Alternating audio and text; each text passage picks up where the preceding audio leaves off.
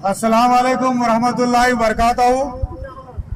यहाँ दुकानों में मौजूद तमाम होटल मालिकान, टपरी मालिकान और रेसिडेंशियल एरिया में रहने वाले तमाम नागरिक इस वक्त यहाँ महानगर पालिका के एडिशनल कमिश्नर भूंबे साहब हमारे साथ मौजूद है। हम यहाँ पे बहुत अहम टॉपिक पर आप लोगों से चर्चा करने के लिए आए हैं। हम ये देखते हैं कि रोजाना हमारे घर पे कारपोरेशन के मुलाजिमीन कचरा उठाने के लिए आते हैं। गाड़ी में गाना भी बजता है, वो लोग खटके भी देते हैं और आपसे गुजारिश करते हैं कि भाई आप जो है तो कचरा लाकर जमा करो। ये लोग क्या काम करते हैं?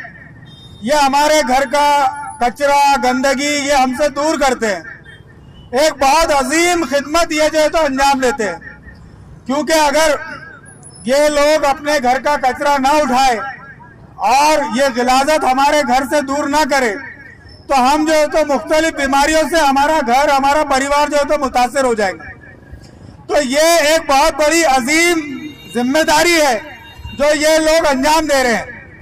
अब एक नागरिक होने के नाते, एक जिम्मेदार शहरी होने के नाते हमारी भी ये जिम्मेदारी है कि हम मैनेजमेंट का, कारपोरेशन का सहयोग करें।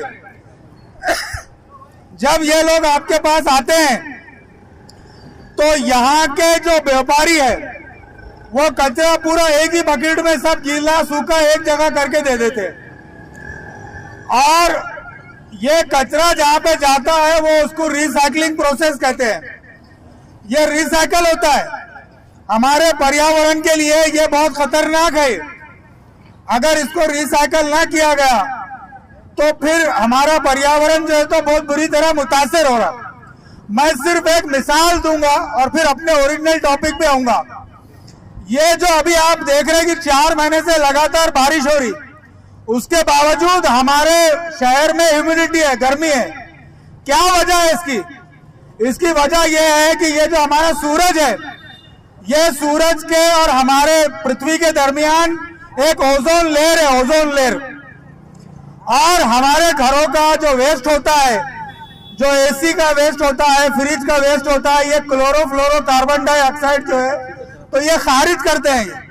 हमारा जो एसी का थर्माकोल होता है, फ्रिज का थर्माकोल होता है, जब इसको जलाया जाता है तो ये ओजोन लेयर जो है तो मुतासिर हो रही है। उसकी वजह से पर्यावरण पूरी तरह डिस्टर्ब हो गया है। अगर हमने जिम्मेदार शहरी की तरह पर्यावरण के विषय में अगर हम संजीदा नहीं हुए तो हमारी आने वाली नस्लें जो है तो इसके परिणाम भुगतने वाली है। हमारे जो बच्चे पैदा होंगे आइंदा नस्लों के, वो चाहे किसी भी जाति, किसी भी समाज का बच्चा हो, वो बिल्कुल मुतासिर होने वाला है। और अभी हम ये देख रहे हैं कि जो मुख्तलिफ बीमारियां हैं, अभी हमारा डेंगू चल रहा है। आप देखिए कि यूपी के अंदर भी एक सस्पिशियस जो तो डिजीज है, रोज बच्चे मर रहे हैं। हमारे पास रोजाना प्लेटलेट के लिए फोन आते हैं लोगों के। अभी बदनापुर से एक फोन आया कि भाई प्लेटलेट चाहिए। तो ये डेंगू जो हो रहा है, ये आपके ब्लड क्लॉट सिस्टम को डैमेज करता है। जो ब्लड हमारा थक्का बनाता है, ब्लड उसको डैमेज करता है। तो ये जो गंदगी है, ये गंदगी होने की वजह से बीमारियां हो रही है। और ऐसा नहीं है कि इस बीमारी से सिर्फ कारपोरेशन का आदमी मुतासिर होगा या उसका मुलाजिम मुतासिर होगा। ये बीमारियां आपके अपने घरों तक पहुंच चुकी है और हमें चाहिए कि हम गंभीरता से इस विषय में हम सोचें, इसके ऊपर विचार करें और जो इंस्ट्रक्शन कारपोरेशन की तरफ से हमको दी जाती है, प्रशासन की तरफ से हमको दी जाती है, उसका जो है तो ध्यान रखना है। ये बीमारियों से अगर बचना है और पर्यावरण को अगर बचाना है तो हमारे होटल मालिकान तो लाजमी तौर पे कचरे के लिए 2 बकेट इस्तेमाल करें। दोनों का अलग अलग कलर हो, जिसमें एक में आप जो तो गीला कचरा डालें, चाय की पत्ती या वेजिटेबल का वेस्ट जो गीला कचरा होता है उसके लिए अलग डालें, और जो सूखा कचरा होता है वो सूखे कचरे के लिए आप अलग से बर्तन इस्तेमाल करें। अगर आप छोटे व्यापारी है और डस्टबिन के लिए या भारी डस्टबिन के लिए आपके पास इतना बजट नहीं है। तो आप कारपोरेट यहाँ बंगार की दुकान पे जाइए, 2 बड़े डब्बे 10 रुपए 20 रुपए में किलो से आप खरीद के लाइए और वो 2 डब्बों को आप कलर दे दीजिए, ग्रीन एक रेड जो भी अलग अलग निशानी करना है, और उस पर लिख दीजिए गीला कचरा सूखा कचरा। जब आप ये करेंगे तो मुलाजिम जो रहेगा वो उसकी गाड़ी में 2 पार्टीशन बने हुए रहते हैं। जो कचरा गाड़ी आती है उसमें ऑलरेडी पार्टीशन रहता है। अब वो आपके घर के पास कचरा अलग करता है, उसमें उसको देर होती है, फिर आप चिल्लाते कि भाई रोशन गेट पे ढिगार पड़े हुआ है, लोग लेके नहीं जा रहे। वो क्यों हो रहा? वो इसलिए हो रहा कि आप घर में से कचरा अलग करके नहीं दे रहे। आप अगर कचरा रेडी रखेंगे गीला और सूखा कचरा, तो वो इमीडिएट उसके जो कंपार्टमेंट है कचरा गाड़ी के, उसमें इमीडिएट गीले में गीला उंडेलेगा और सूखे में सूखा उंडेलेगा।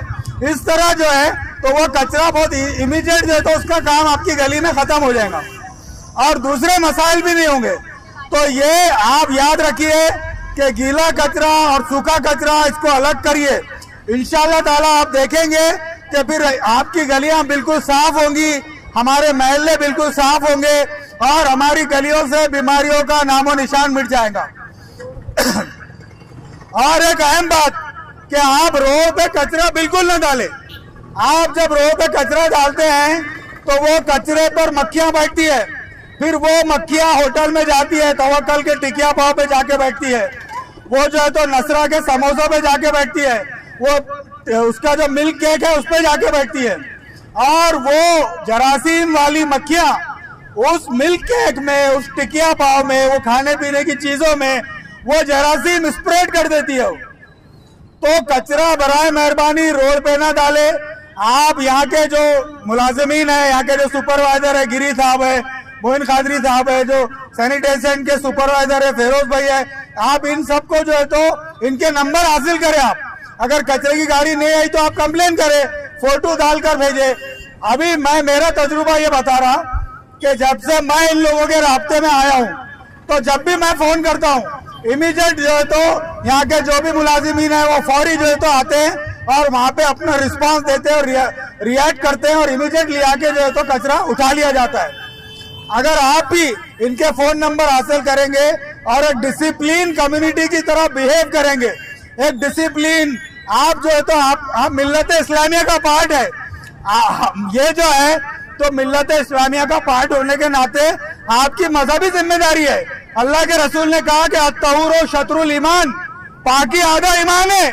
अगर हम साफ सुथरे ना रहे, सफाई न रखे तो हमारा ईमान खतरे में है। ये मेरी बात नहीं है, ये मैं नहीं कह रहा हूँ, रहमतुल लिल आलमीन मोहम्मद सल्लल्लाहु अलैहि वसल्लम का कौल है कि अत्तहुर शत्रुल ईमान, के पाकीज़गी साफ सफाई ये आधा ईमान है। तो इस जानिब हमको जो है तो तवज्जो देने की जरूरत है।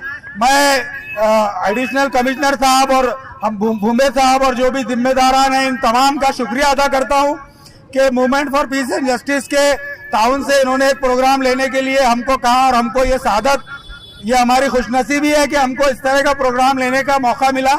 तो मैं इन तमाम लोगों का शुक्रिया अदा करता हूं और आगे भी कारपोरेशन को जो भी movement for piece and justice की तरफ से ताउन देना चाहिए, जो भी कोऑर्डिनेशन और इश्तिराक के साथ मुख्तलिफ प्रोग्राम हम बनाएंगे और इंशाल्लाह ताला उसको इम्प्लीमेंट करेंगे। जज़ाकल्लाह।